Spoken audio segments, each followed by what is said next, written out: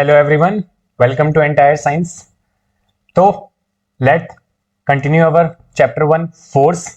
तो पिछले लेक्चर में हम लोगों ने टॉर्क की बात की थी।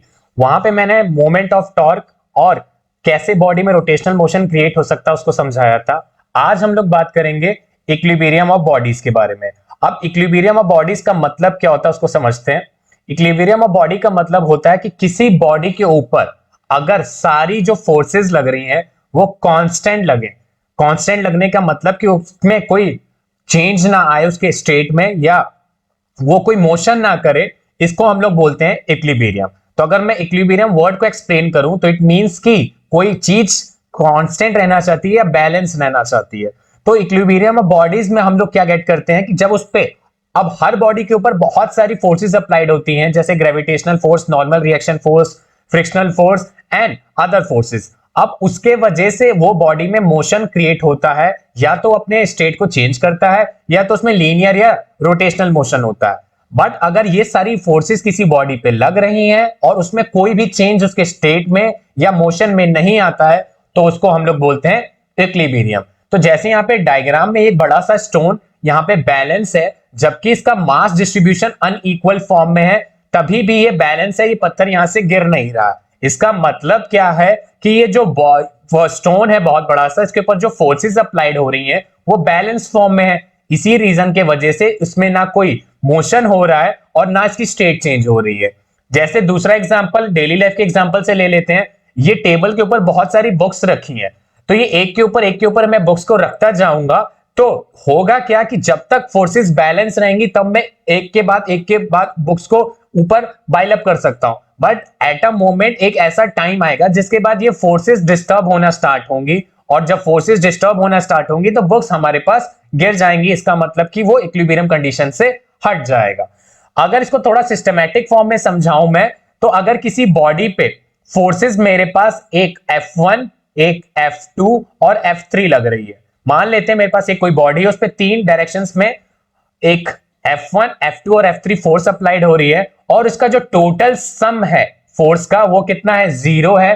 तो हम लोग समीशन से यहां पे रिप्रेजेंट करते हैं टोटल फोर्स, मतलब F1, F2 and F3 and so on, जितनी टोटल फोर्सेस उस पर अप्लाइड हो रही हैं।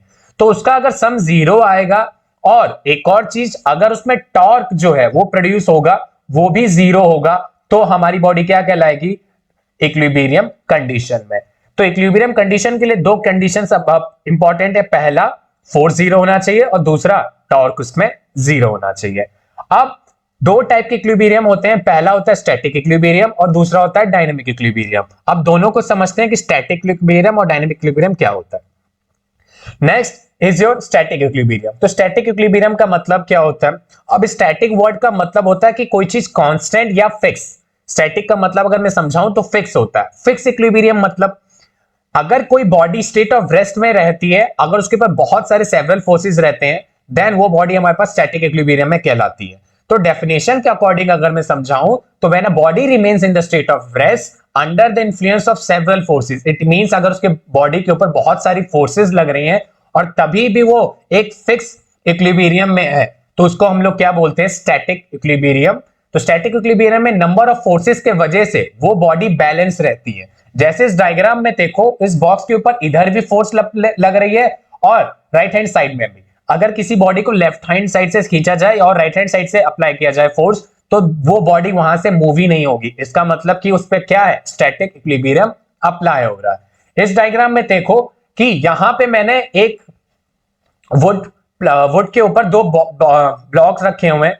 तो एक ब्लॉक और दूसरा ब्लॉक दोनों के वेट की वजह से ये बैलेंस है, और इस रीजन की वजह से ये ना इधर की तरफ मूव कर रहा है ना इधर की तरफ मूव कर रहा है। इस रीजन से हम लोग उसको क्या बोल सकते हैं कि ये एक स्टैटिक इक्विलिब्रियम में कंडीशन हमें मिल रही है। दूसरा हमारे पास होता है डायनेमिक इक्विलिब्रियम।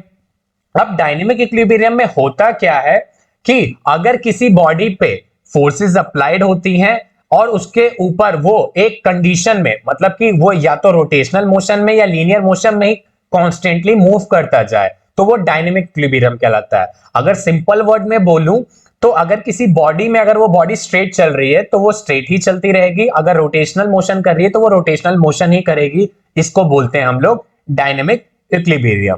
तो डायग्राम में यहाँ पे देखो एक कार है जो स्ट्रेट मोशन में चल रही है, मतलब कि वो लीनियर मोशन कर रही है, या ट्रांसलेशनल मोशन में उसको कह सकते हैं। तो अगर कोई कार सीधे चलना चाहती है तो वो सीधे ही चलती रहेगी, तब तक हम लोग उसको क्या बोलेंगे कि वो डायनेमिक इक्विलिब्रियम में मूव कर रही है। इसका दूसरा एग्जांपल, जैसे कि अर्थ हमारे पास सन के रिवॉल्व करती है, रिवोल्यूशन कंप्लीट करती है, तो वो एक ऑर्बिट में करती है। जो अर्थ का रिवोल्यूशन होता है सन के सराउंडिंग, वो एक ऑर्बिट में होता है। इसका मतलब कि उसकी जो रोटेशनल फोर्स है वो चेंज नहीं हो रही, और इसी को हम लोग क्या कह सकते हैं कि वो एक डायनेमिक इक्विलिब्रियम में क्या कर रहा है, अर्थ मूव कर रहा है। दूसरा एटम्स को कंसिस्ट कर सकते हैं, पर एटम में होता क्या है कि सर्टेन टाइम तक तो वो मूव करता है, इलेक्ट्रॉन सर्टेन टाइम तक तो न्यूक्लियस के सराउंडिंग में मूव करता है, बट रिएक्शन के ड्यूरेशन में वो चेंज हो जाता है। पर हम लोग कुछ चीजों को फिक्सली रोटेशनल मोशन का एग्जांपल दे सकते हैं, जैसे यहाँ पे सन और अर्थ का। और सराउंडिंग में अगर मैं बात करूं मून के लिए, तो मून भी हमारे सराउंडिंग में अर्थ का रिवॉल्व करता है, तो वो भी एक डायनेमिक इक्विलिब्रियम का एग्जांपल हो सकता है। कार वाले केस में क्या है कि कार की पोजीशन एक सर्टेन टाइम तक तो चलेगी डायनेमिक इक्विलिब्रियम में, बट एक सर्टेन टाइम बाद वो क्या हो जाएगा, चेंज हो जाएगा। तो ये होता है हमारे पास डायनेमिक इक्विलिब्रियम। नेक्स्ट बात करते हैं कंडीशन फॉर इक्विलिब्रियम। अब हमें कंडीशन पता होनी चाहिए कि कौन कौन सी दो कंडीशंस हैं जिसके थ्रू हमारी बॉडी में इक्विलिब्रियम बना रहेगा। पहला, कि जितनी भी उसमें रिजल्टेंट फोर्स लग रही हैं उनका जो सम होगा वो जीरो होना चाहिए। तो resultant of all the force acting on the body should be zero. And दूसरा पॉइंट क्या है कि एल्जेब्रिक सम ऑफ मूवमेंट, मतलब कि अगर कोई बॉडी पे एंटी क्लॉकवाइज या क्लॉकवाइज मूवमेंट दोनों अप्लाइड हो रहे हैं, तो उसका जो ऑल ओवर सम होगा वो क्या होना चाहिए, इक्वल होना चाहिए। इट मींस कि अगर कोई बॉडी मेरे पास, यहां मैं डायग्राम में इसको समझाता हूं, कि अगर मेरे पास कोई बॉडी है और वो क्लॉकवाइज की तरफ मूव कर रही है और एंटी क्लॉकवाइज दोनों की तरफ मूव कर रही है, तो उसका जो टोटल सम होगा वो हमारे पास एल्जेब्रिक सम मतलब जीरो होगा। तो वो बॉडी होगी हमारे पास इक्विलिब्रियम कंडीशन में। तो दोनों कंडीशंस में एक चीज नोटिस करना है कि फोर्सेस बैलेंस होनी चाहिए किसी भी इक्विलिब्रियम कंडीशन को हमें गेट करने के लिए, भले स्टैटिक हो या डायनेमिक हो। Next, what is principle of movement. अब प्रिंसिपल ऑफ मूवमेंट अराइज होता है इक्विलिब्रियम कंडीशन के वजह से।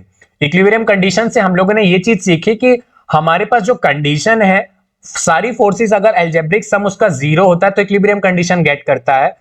पर अगर मैं बात करूं रोटेशन के टर्म में, तो अगर कोई बॉडी रोटेशन के टर्म में मुझे उसको इक्विलिब्रियम कंडीशन देनी है, तो उसका जो एल्जेब्रिक सम है, मतलब कि उसका जो एक्सिस ऑफ रोटेशन पे बॉडी अप्लाइड हो रही है, उसमें sum of anti clockwise moment equal होना चाहिए किसके लिए, सम ऑफ क्लॉकवाइज मोमेंट के। ये हमारे पास कहलाता है प्रिंसिपल ऑफ मोमेंट्स। तो प्रिंसिपल ऑफ मोमेंट की डेफिनेशन जो यहां पे लिखी गई है वो होती है algebraic sum of moments of all the forces, मतलब कि जो एल्जेब्रिक सम होगा सारे फोर्सेस का, and acting on the body the axis of rotation is zero, मतलब कि जो बॉडी का रोटेशन होगा वो कितना रहेगा, zero, then body will be in the equilibrium condition. तो उसके लिए क्राइटेरिया होता है कि क्लॉकवाइज मूवमेंट और एंटी क्लॉकवाइज मूवमेंट दोनों ही हमारे पास इक्वल होंगे तो बॉडी रोटेट नहीं होगी। नेक्स्ट, अब इस वीडियो में सिर्फ इतना ही। नेक्स्ट वीडियो में हम लोग इसके आगे बात करेंगे। तो यहां तक सारी चीजों को अपना कंप्लीट कर लो। नेक्स्ट वीडियो में मिलता हूं। Thank you.